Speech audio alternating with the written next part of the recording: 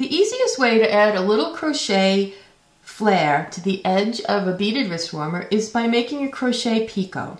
First thing you need to do is attach your yarn to the wrist warmer, because your crochet yarn may be the same, or you may decide to do this in a different color than the yarn that you knit your wrister in. So we're going to look on the edge of the knitting, and we're going to insert our hook under 2 strands of yarn on the edge of the knitting. And I'm going to pull up a loop. And that is just the beginning part of this. And now we're going to chain some crochet chains. And that's a very easy stitch in crochet. It's just grabbing the yarn, turning the hook so it's pointing down, makes it easier to pull through and pull it through.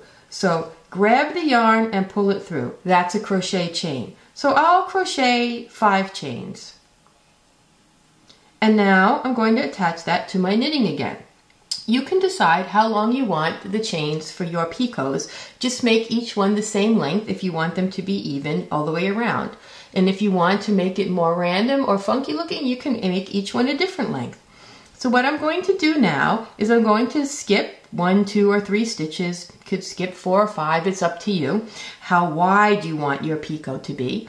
The length of the chain makes the height of the picot, and how many stitches you skip between the next crochet stitch into the knitting adjusts the width of the picot. So I'm going to skip 2.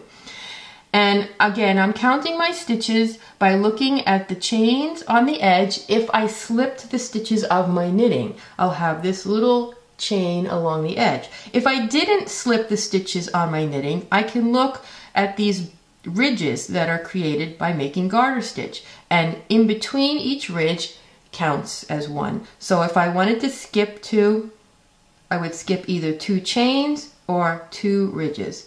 And now I will go into the 3rd spot going under 2 strands, and I'm going to join this with what's called a slip stitch, which is I just pull the working yarn through to the front, and then I pull it right through the loop that was on the hook. And see, I've made a little picot out of chains. So I'll do it again. 1, 2, 3, 4, 5. Again, a crochet chain is just pulling the working yarn through the loop that's on the hook. So I've made a chain of 5. And now I'm going to skip 2, and I'm going to join it with a slip stitch. Going under 2 strands of yarn on the edge, I pull the yarn through to the front and then through the loop that was on the hook. And now I've got 2 picots. So now I'll go all the way around the piece so you can see what this looks like finished. I've worked my little picots of 5 chains and then 1 slip stitch all the way around my wrister, and I've come back to where I started. I started right after my seam, and I'm going to finish in the same exact place. So I skipped 2 between each picot, and at the end I only have 1 stitch left and then the seam.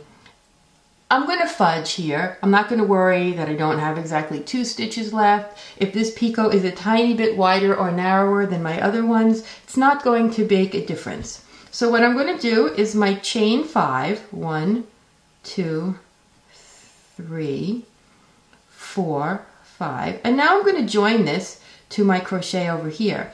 And instead of slip stitching it into the knitting again, I'm going to go under the 2 strands of yarn that make that first join of crochet, and I'm going to slip stitch it right to the crochet rather than to the knitting, and that joins it at the end of the round.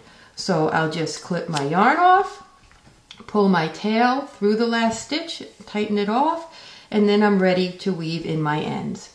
Let me put this on and show you what this kind of edging looks like when you're wearing it. You can see it's another very pretty scallop type of edge. It's a little airier than the double crochet shells because there's a space or a hole in between each one, but it gives the same general effect of a scalloped edge, and it's a very pretty way and easy crochet way to finish off your beaded wrist warmers.